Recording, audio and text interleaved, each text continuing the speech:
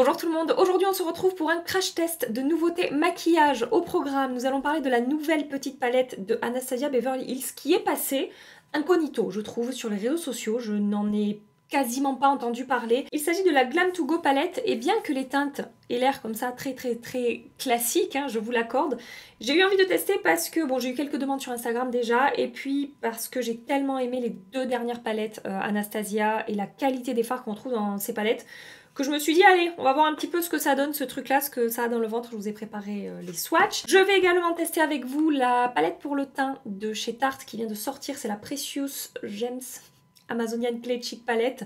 Beaucoup de retours très positifs sur cette palette et en particulier le compte Instagram Astuces et Bon Plan qui en a dit énormément de bien, donc voilà, je vais tester aussi de mon côté, je n'ai pas pu résister. On va parler de cette nouveauté là de chez Maybelline, le Instant Anti-Âge Perfector 4 en 1 Glow Makeup. Alors c'est un produit qu'on peut utiliser comme base de teint, correcteur, illuminateur et bébé crème. Rien que ça. Voilà, j'en ai beaucoup entendu parler sur les chaînes américaines mais pas trop en France. Ensuite j'ai un primer de chez Lancôme à tester. Regardez.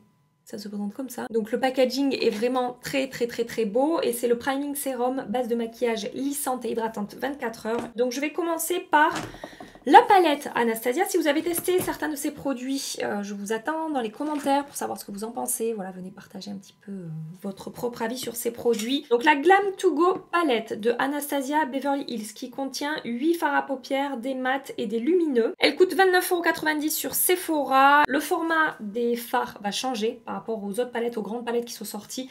Là, on est sur du 0,65 g par fard. C'est quand même petite quantité sur ces fards là. Sur les grandes palettes on est à 1,15 g par fard, donc vraiment on n'a pas du tout la même quantité, mais bon, l'idée apparemment derrière cette palette c'est qu'elle soit petite, facile à utiliser, facile à embarquer en week-end dans un sac à main, dans un vanity, etc. La petite palette à tout faire qui va bien et qui a un packaging facilement transportable, mais bon franchement je sais pas, ouais, bon, ça va pas changer la vie si vous mettez ça ou ça, enfin je trouve, hein, dans votre vanity, ce n'est que mon petit avis. Je vous ai préparé les swatchs, ligne du haut et ligne du bas. J'ai l'impression qu'au swatch on est sur la même qualité, en tout cas ça swatch vraiment très bien que sur les grandes palettes. La pigmentation est très bonne, les fards lumineux ont l'air fondants et crémeux.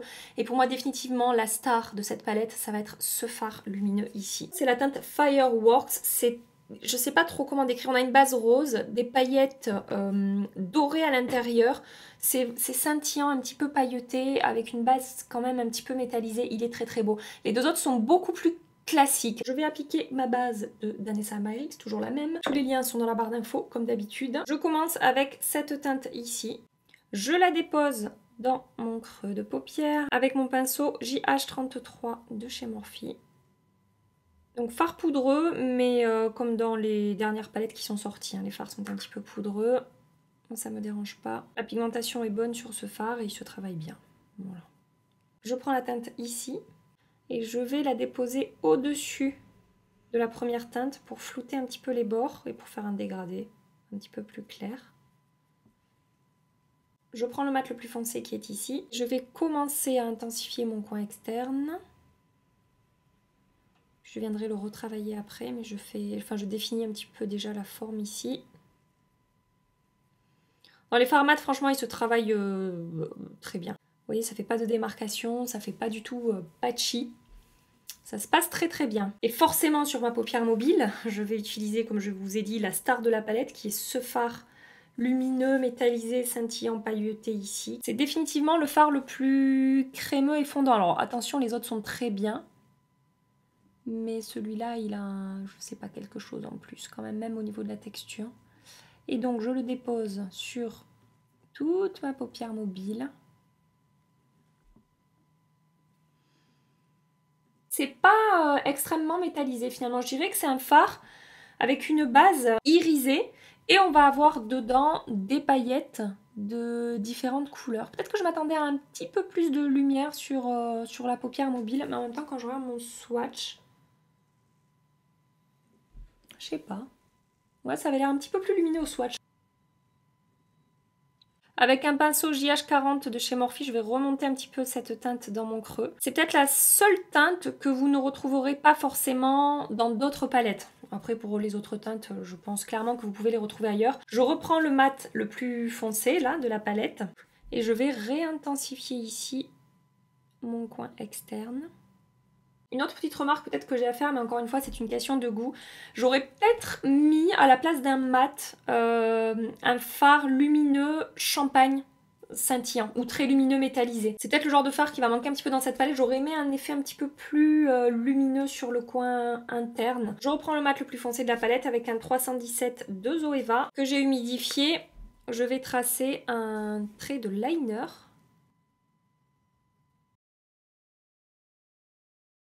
Hors caméra, j'applique du mascara, je maquille mon deuxième œil et je reviens avec vous pour la suite des tests. Je terminerai les yeux après, je passe maintenant au teint. Je vais tester avec vous le nouveau primer de la marque Lancôme. C'est le Priming Serum, base de maquillage lissante, hydratante 24 heures qui coûte 52 €. C'est du Lancôme sur le site de Lancôme. Je ne l'ai pas vu passer sur Sephora encore ce produit.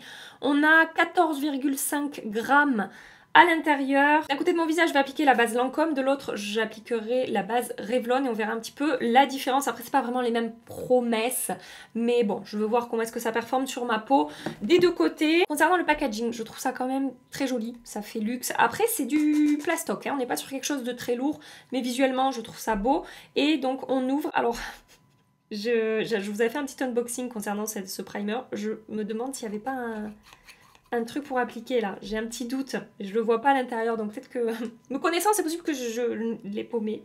Et donc ensuite ça se présente comme ceci à l'intérieur, je vais l'appliquer sur cette partie là de mon visage. Donc c'est une base qui est composée d'acide hyaluronique pour hydrater la peau, de niacinamide pour lisser et flouter la peau, c'est ce qu'ils disent. Évidemment c'est censé prolonger la tenue du maquillage. Il y a un tout petit très léger parfum, c'est vraiment pas du tout fort, pas du tout entêtant, c'est vraiment très très léger. Je vous disais, prolonge la tenue du maquillage, booste l'hydratation, ils disent que la peau paraît instantanément plus douce, plus fraîche et hydratée. Il y a un petit effet matifiant, c'est plus mat de ce côté que de ce côté là où j'ai encore que mes soins pour l'instant, mais c'est pas ultra matifiant non plus. Je pense que la base Revlon va avoir un effet matifiant, mais c'est pas dans les promesses, c'est là que je vous dis que c'est pas exactement la même chose. Ça garde un petit peu d'éclat, c'est joli sur la peau. Est-ce que ça a lissé? Ah oui, dis donc, quand même hein. Ça a très très bien lissé ma peau, je sais pas si vous en rendrez compte de ce côté. J'ai vraiment les pores lissés par rapport à ce côté. Alors là pour le coup c'est flagrant, je m'attendais pas à ce que ça lisse autant en fait. Je vous avoue que je suis très agréablement surprise. Je pensais que ça allait être un petit peu comme les dernières bases que j'ai testées, Milk et Glow Witch by Huda Beauty. Là, je pensais que ça allait pas changer grand chose au niveau de la texture de ma peau. Mais effectivement, c'est plus lissé, un petit peu plus mat. Mais on a quand même un effet un petit peu peau hydratée très légèrement. C'est pas du tout collant. Et j'ai l'impression, vous savez, que ça a déposé comme une première surface voilà, qui floute et lisse la peau pour venir après appliquer par-dessus le maquillage. Je vois vraiment la différence du avant-après. Voilà, en fait, c'est ce que je veux vous dire. Et j'ai l'impression qu'effectivement, ça prépare vraiment la peau à une belle application du maquillage par-dessus. À voir évidemment comment ça va évoluer dans la journée. Et donc, de l'autre côté, j'applique ma base Revlon, qui est ma base préférée, pour lisser, flouter, matifier, faire tenir mon maquillage. Eh bien écoutez, à ma plus grande surprise, la base Lancôme a tout aussi bien lissé et flouté ma peau que la base Revlon. C'est un tout petit peu plus mat du côté de la Revlon, mais franchement c'est très très beau du côté de la base Lancôme. Si ça a tendance à contrôler un petit peu mes brillances, peut-être qu'on tient quelque chose là de vraiment sympa, parce que le rendu est canon sur la peau. Voilà, franchement c'est pas plus lissé du côté de la Revlon que du côté de la Lancôme, et c'est très rare, voire ça n'arrive quasiment jamais ce genre de choses hein. Je vais maintenant tester ce produit là de Maybelline que je vais appliquer aujourd'hui comme un fond de teint. Je vous avoue que je suis pas très emballée par l'idée. J'ai hésité même à la base à l'utiliser peut-être comme un enlumineur, mais bon, c'est vendu comme étant un produit qu'on peut utiliser comme fond de teint également. C'est pour ça aussi que j'ai appliqué la base Revlon de ce côté pour voir comment est-ce que ça va évoluer sur une base que je connais. Comme vous pouvez le voir, c'est un produit qui est quand même très lumineux. Pas beaucoup de couvrant, ça va être quelque chose de très léger. Faudra probablement que je fasse de la correction plus ciblée sur mes imperfections là qui sont sorties sur mon menton. Ce produit c'est quoi? Je vous ai pas dit le nom, c'est le Instant Anti-Âge Perfector 4 en 1 Glow Make-up. Base de teint, correcteur, illuminateur, bébé crème. J'ai pris la teinte 01 Light Clair. Concernant le packaging, ça se présente comme l'anti-cerne Instant Anti-Âge effaceur yeux je crois. Voilà, on tourne et ça fait sortir le produit sur l'embout mousse. Donc je vais le déposer directement sur ma peau comme ça. Je vais le travailler avec mon pinceau étoile de It Cosmetics. Je le travaille pas à l'éponge parce que c'est tellement léger au niveau de la pigmentation, de la couvrance, que je me dis qu'au pinceau, je vais garder un petit peu plus de correction. Peut-être de l'autre côté, je travaillerai à l'éponge. C'est pas hyper satisfaisant là, ce que je vois sur ma peau. J'essaie de le travailler un petit peu à l'éponge parce qu'au pinceau, ça n'a pas très bien fusionné avec, avec ma peau. Mais vraiment, au niveau de la couvrance, c'est super, super léger. Ouais, ça peut être unifié un tout petit peu mon teint. Vous voyez, je suis en train de penser au produit ELF là, qui est une pépite en bouteille, ce truc, le Halo Glow Liquid Filter que j'ai en teinte numéro 3. Pour moi, c'est beaucoup plus intéressant ce produit-là, appliqué comme un fond de teint, attention, hein, je parle pas de enlumineur, etc. Mais appliqué comme un fond de teint parce que je trouve que c'est quand même un petit peu plus couvrant, enfin il y a un petit peu plus de pigment dedans, ça va un petit peu plus corriger mon teint. Je sais pas. Après, la texture du Maybelline est quand même un petit peu plus fluide. J'ai pas l'impression qu'il y ait de paillettes. En tout cas, sur ma peau, là, comme ça, je n'en vois pas. Je sais pas, j'arrive pas à dire si j'aime bien ou pas comme un fond de teint. Je suis pas emballée, quoi. Vous savez ce que j'ai envie de faire pour en plus voir la performance du produit Lancôme? C'est que je vais appliquer le Accord Parfait Nude de L'Oréal sur ce côté. Je vais en appliquer très peu pour avoir à peu près le même niveau de couvrance des deux côtés. Je sais pas si c'est une super bonne idée. On verra. Je vais vraiment pas en appliquer beaucoup.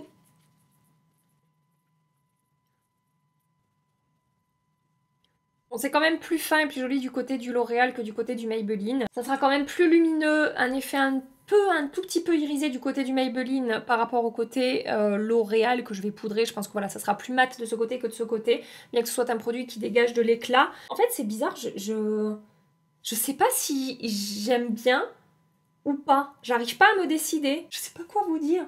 Parce qu'à la fois, il n'y a pas d'effet de texture, c'est assez fin. Et je me dis aussi que c'est peut-être un produit que j'aurais plutôt tendance à appliquer comme base lumineuse que comme fond de teint. Mais en même temps, ça va, c'est pas moche. C'est pas moche, ça a un peu unifié mon teint quand même. Ouais, Vous voyez, une fois que j'ai fini de poudrer mon teint, je vois un petit peu plus la différence entre le côté Maybelline et le côté L'Oréal. Je trouve que c'est plus lisse, plus fondu et un petit peu plus naturel en termes de texture. C'est pas que je vois de l'effet de matière de ce côté, mais c'est encore plus imperceptible du côté du L'Oréal. Et franchement, le primer Lancôme, là j'ai appliqué ma poudre L'Oréal. Donc le primer Lancôme avec le fond de teint et la poudre L'Oréal, c'est complètement lissé et fondu sur ma peau. C'est vraiment très joli. De ce côté... c'est pas moche du tout, mais c'est pas mon côté préféré quoi. Voilà. Je vais tester avec vous maintenant la nouvelle palette pour le teint de chez Tarte. Il s'agit de la Precious Gems Amazonian Clay Cheek Palette. Elle coûte 39,90 € sur Sephora. Il y a 1,5 g de produit par teinte. Donc c'est pas beaucoup au niveau de la quantité. En même temps, dans les palettes, souvent on a moins de quantité que dans des blushs mono, donc ça ne m'étonne pas plus que ça. Au niveau des teintes, il s'agit de 5 blushs en édition limitée et un bronzer best seller. Palette en format voyage. Je vais commencer par appliquer le bronzer. Pinceau JH05. Alors, je sais que ces produits Tarte en général, de ce que j'ai pu tester, il y a longtemps, ça fait longtemps que j'ai pas utilisé ces produits, enfin cette gamme là de produits de chez Tarte. Mais j'aimais bien le bronzer, je l'ai en format normal quoi. C'est un bronzer lumineux que j'ai porté, fut un temps. C'est vrai que ça fait une éternité que je l'ai pas utilisé. Mais vous voyez, quand je fais mon tri make-up, c'est un produit que j'arrive pas à enlever de mes tiroirs parce que je sais que j'ai beaucoup aimé ce bronzer, que je trouvais super joli. Et en même temps, je sais pas pourquoi, je l'utilise pas trop, ce bronzer. Ne me demandez pas pourquoi. Donc là, ça se travaille facilement. C'est un bronzer avec un fini lumineux. Je vous ai pas fait les swatchs, je vais vous les faire. Ça se travaille hyper facilement. La pigmentation est moyenne, modulable. Donc on a le temps de construire l'intensité qu'on veut. Et ça se diffuse très bien. Ça s'estompe très bien. Vous voyez, on a une jolie lumière, un joli glow qui se dégage de ce bronzer. Franchement, il est très joli ce bronzer. Et vraiment, ça ne fait pas du tout d'effet épais sur la peau. Ça se fond complètement. Ouais, ça fusionne bien avec la peau, c'est très joli. Attendez, je suis un peu trop descendue. Je vais retaper là, un petit peu. Concernant la teinte, c'est plutôt chaud, c'est pas chaud orangé. Mais voilà, c'est pas un bronzer froid ou neutre. En fait, c'est chaud un petit peu doré. Si vous voyez une démarcation ici, c'est pas une démarcation, c'est que j'ai eu une imperfection. Voilà. Côté blush, je vais commencer par appliquer la teinte Luxe ici. Je pense que c'est celle qui sera le plus assortie. C'est joli quand même sur les yeux. Qui sera le plus assortie au make-up que je porte sur les yeux aujourd'hui. Je prends mon pinceau Double Cheek de Smashbox. Pigmentation très bonne hein, sur le blush. C'est un petit peu plus pigmenté que le bronzer je trouve. Parce que mon pinceau Smashbox est moins dense. Et j'ai eu un rendu plus intense beaucoup plus vite qu'avec le bronzer. Par contre ça se travaille très facilement. Encore une fois, aucune démarcation. Aucun effet de matière sur la peau. Non, les textures sont très très jolies. Et j'ai l'impression, parce que j'en ai testé des blushs de cette gamme-là, Amazonian Clay, fut un temps, quand la marque Tarte était arrivée en France. Je crois même que j'en avais acheté avant en allant aux États-Unis, ou ouais, au moment où ces blushs avaient fait le buzz. Et avec toutes les textures fondantes, crémeuses et tout qui étaient sorties depuis, ben, c'est vrai que c'était des blushs que j'utilisais plus parce que je préférais d'autres textures. Et là, je me demande s'ils n'ont pas revu leur... je sais pas, leur formulation. Parce que je trouve qu'on a plus un effet fondu qu'avec les versions que j'avais moi. Alors vous inquiétez pas, je vais estomper parce que là j'en ai appliqué clairement 10 fois trop. Mais je vais quand même mettre une petite touche de cette teinte-là, la teinte Facette, sur... ici là. Voilà, sur le haut de ma pommette, un peu sur mon nez.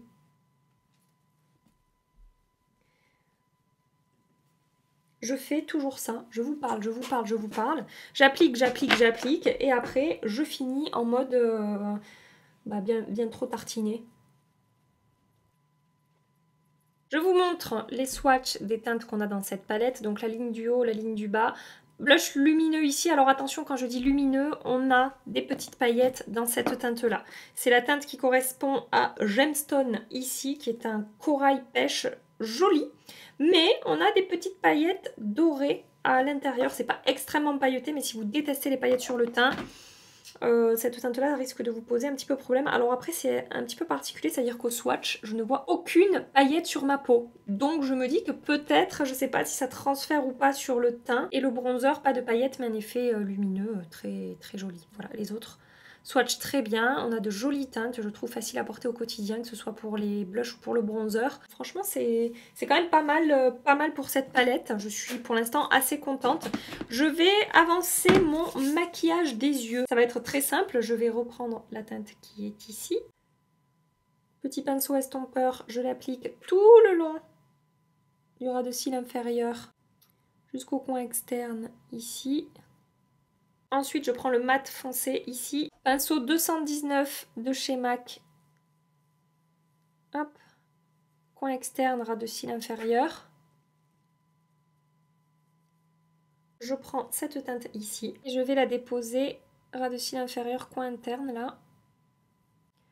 Vous voyez, c'est marrant, je pensais que ça ressortirait quasiment pas. Et finalement, elle se voit bien, cette teinte au ras de cils inférieur, je trouve.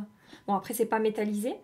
Mais ça ressort plus que ce que je pensais. La pigmentation est quand même bonne sur ce fard. Et vous voyez là, un petit champagne lumineux là en coin interne, ça aurait été merveilleux, non? Je vais prendre le petit fard Charlotte Tilbury Hypnotizing Pop Shot en teinte Diamond Eyes. Et je vais déposer une touche de lumière dans mon coin interne ici. Oh là là, ce fard. Lui, pour le coup, il est scintillant et lumineux et pailleté. Je ne sais pas si vous le verrez là dans mon coin interne. Mais c'est exactement ce qui manque en fait dans cette palette, je trouve. J'applique du crayon chair dans ma muqueuse, du mascara au ras de cils inférieur et je reviens avec vous. J'ai terminé mon maquillage, je vous montre le rendu de plus près. Pour l'instant, ma plus belle surprise dans cette vidéo, c'est le primer Lancôme qui m'a fait une super jolie peau. Floutée, lissée, il n'y a aucun effet de matière. Bon, avec le fond de teint L'Oréal, ça s'est également très très bien passé. Mais vraiment, je m'attendais pas à avoir un aussi joli rendu avec ce produit-là. Et après, pour le reste du maquillage, le produit qui me pose problème, moi, aujourd'hui, c'est celui de chez Maybelline. C'est pas moche sur la peau, mais c'est pas mon rendu préféré non plus. Vraiment, je préfère ce côté, en fait, que ce côté. La palette pour le teint, regardez, c'est quand même très joli, c'est fondu, on a une belle lumière avec le bronzer et tout. Et encore une fois, là, en fait, du côté du Maybelline, j'ai plus d'effet de texture avec les produits poudre que du côté du fond de teint L'Oréal. Voilà, c'est là aussi que je vois la différence, c'est quand j'applique les autres produits par-dessus. Quand j'ai poudré déjà, j'ai vu que c'était plus joli là que là. Et là, avec les blushs et bronzers par-dessus, c'est plus joli et plus fondu et plus lisse là que là. Donc ça confirme un petit peu ce que je vous dis par rapport aux produits Maybelline. Voilà ce que je peux vous dire pour le moment. Je reviens ce soir pour voir comment les produits auront évolué sur ma peau. Je croise les doigts pour le primer Lancôme. Je vous fais des bisous et je vous dis à tout à l'heure. Ça fait 7 heures que je porte le maquillage, je n'ai pas fait de retouche, je vais commencer par vous parler de la tenue de la palette, ça va aller très vite, hein. Ça a très bien tenu, ça n'a pas bougé, ça n'a pas migré, ça n'a pas filé, je n'ai pas de paillettes sur le contour de l'œil. Donc côté tenue, c'est très positif. Après, je n'ai pas grand chose à rajouter par rapport à ce que je vous ai déjà dit. La qualité est bonne. Après, pour moi, je suis pas transcendée par les teintes qu'on va retrouver. Il manque un champagne lumineux, comme je vous ai dit, et il n'y a que ce fard que je trouve vraiment sympa, les autres c'est vraiment très classique. Pour ce qui est de la palette Tarte, ça a très bien tenu également. Bon là j'ai pas mal bossé sur mon ordi, je me suis appuyée un petit peu comme ça. Donc ça s'est un petit peu décroché ici, mais franchement ça c'est normal, ça me le fait avec tous mes produits quand je me touche un peu trop le visage. Et ensuite pour parler du primer Lancôme et du fond de teint tout en un, la 4 en 1 de Maybelline. Écoutez, au niveau des brillances, je trouve que c'est assez similaire des deux côtés. Je brille peut-être un je sais même pas, ouais, peut-être un tout petit peu plus, mais c'est vraiment minime la différence de ce côté et de ce côté au niveau des brillances, sachant que cette base-là, dans les promesses, ils disent que ça contrôle les brillances, de ce côté-là, ça n'est pas dans les promesses. Donc je trouve que sur ma peau mixte, c'est quand même très positif, et au niveau de la texture sur la peau, ça reste encore plus joli de ce côté que de ce côté, comme je vous disais ce matin. Le produit Maybelline a testé de manière différente en fait, a testé en enlumineur, par-dessus un fond de teint ou en base lumineuse, mais comme ça en fond de teint, je trouve que ça a un petit peu marqué ma peau. Et juste en regardant de plus près, j'ai peut-être un petit peu d'effet de matière sur mon menton, sachant que c'est un petit peu compliqué là sur mon menton ces derniers jours. Et j'ai un peu plus d'effet de matière de ce côté, du côté Maybelline, que du côté primer Lancôme avec fond de teint L'Oréal. Mais globalement, croyez-moi, par rapport à ma peau, mon type de peau et la manière dont ça s'est comporté dans la journée, c'est quand même très positif. Je tente la retouche quand même pour voir si ça se comporte bien par-dessus. Laissez-moi vérifier. Oui, ça se passe très bien, ça se refond à la peau, il n'y a pas d'effet de matière et mais vraiment ce côté, oh, c'est tellement joli même en fin de journée, je suis tellement contente du rendu là sur ma peau, partout à part là un petit peu où, où ça déconne quoi. Pour cette vidéo crash test, mon coup de cœur de la vidéo c'est clairement ce produit là et pour l'instant le produit qui me plaît le moins c'est le Maybelline. Pour ça et ça, c'est bien. Texture, rendu sur la peau et tout c'est bien, à voir vous si les teintes vous plaisent et si c'est des produits que vous avez envie d'utiliser. Voilà, je vais vous laisser ici pour aujourd'hui. J'espère que cette vidéo vous a plu et que vous avez passé un agréable moment ici. Si c'est le cas, pensez à liker, à vous abonner avant de partir. Et en attendant ma prochaine vidéo, je vous fais des milliards et des milliards de bisous. Prenez soin de vous et à très bientôt. Bye bye.